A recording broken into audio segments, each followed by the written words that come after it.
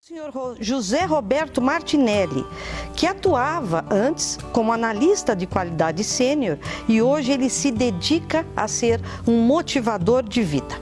Paciente há 14 anos, transplantado há 7 anos, viveu 2 transplantes hepáticos em 3 dias.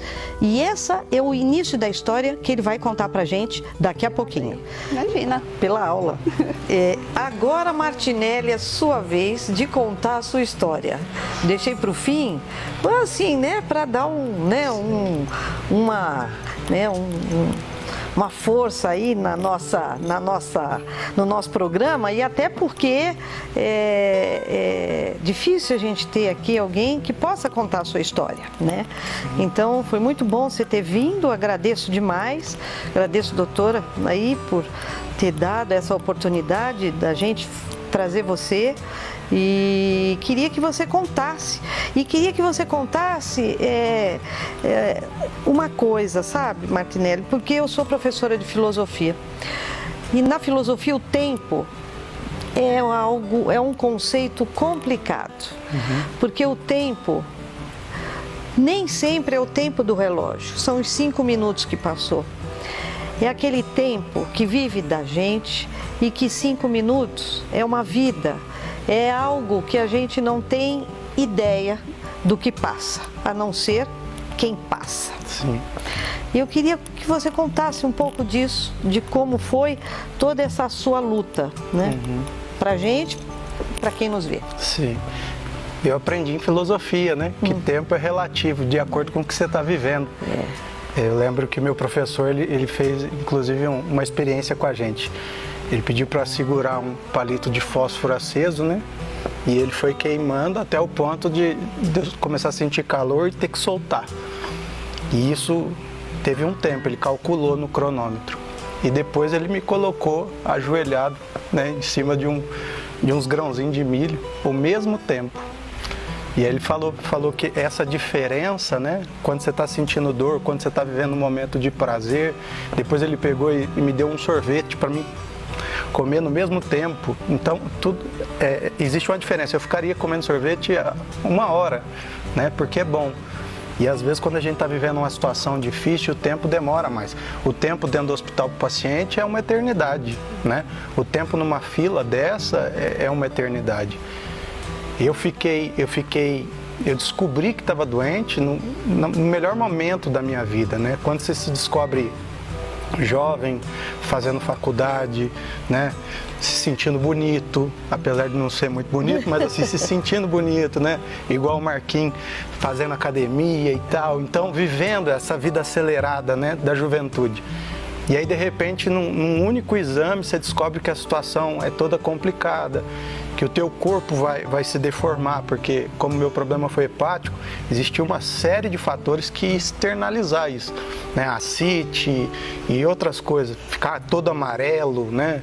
O branco do olho muito amarelo, as dores e tudo mais, e já prevendo já o transplante lá na frente, que é uma cirurgia muito grande, envolve riscos e tudo.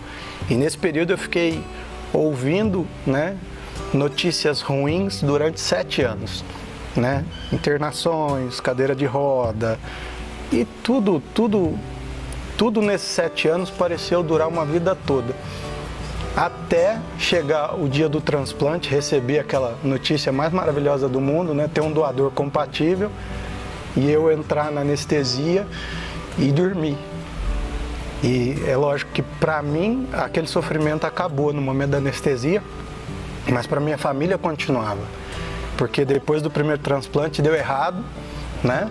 E aí eu passo a ficar 3 dias aberto, esperando agora um segundo transplante, quer dizer, já tinha sido difícil achar o primeiro, e depois que acho o primeiro dá errado, e aí eu vou, né, em busca do segundo, e contrariando um monte de coisa, a gente chega no segundo e eu acordo no dia 12 de maio de 2012. E foi a melhor coisa do mundo. Eu passei a valorizar coisas que, às vezes, para uma pessoa comum não tem valor.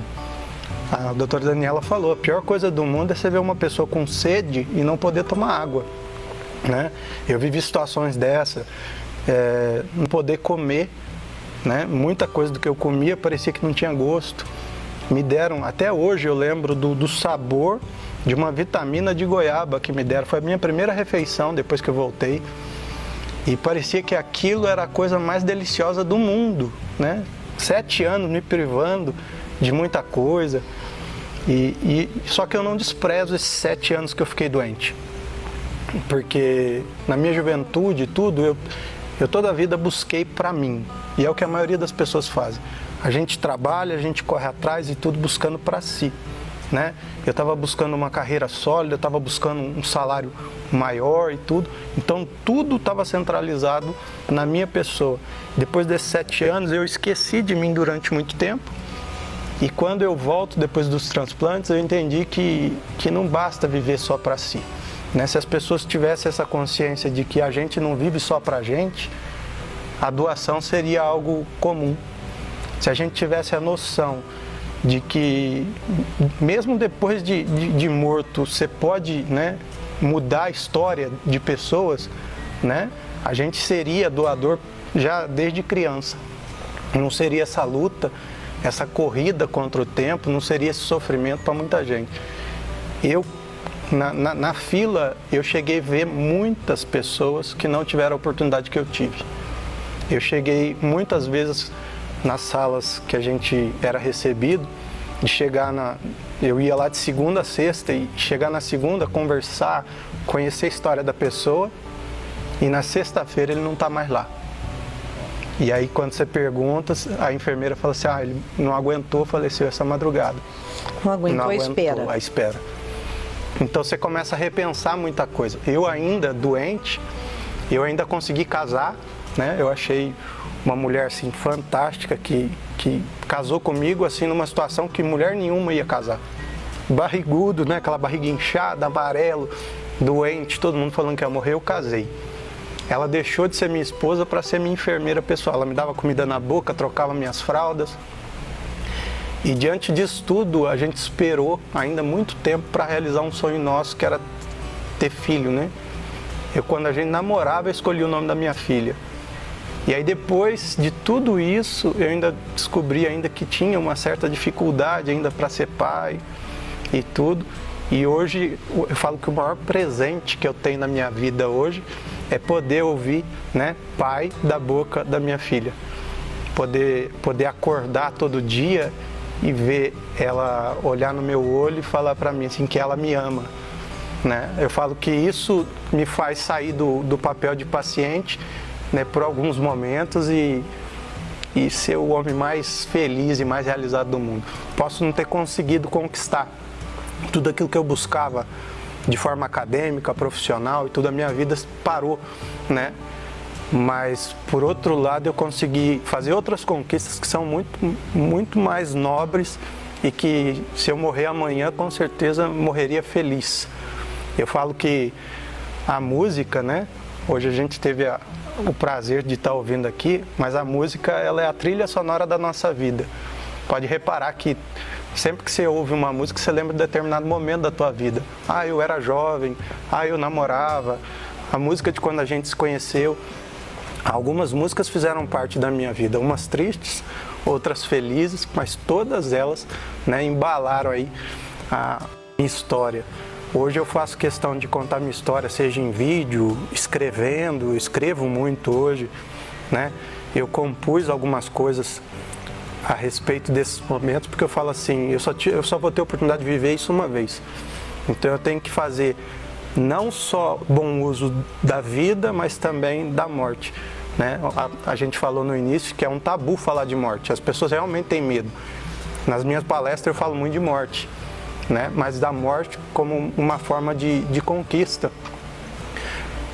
Porque a pior coisa é quando você entende a morte como perda. Você chega na morte lembrando assim, nossa, eu não vivi nada, não fiz nada, não aproveitei nada.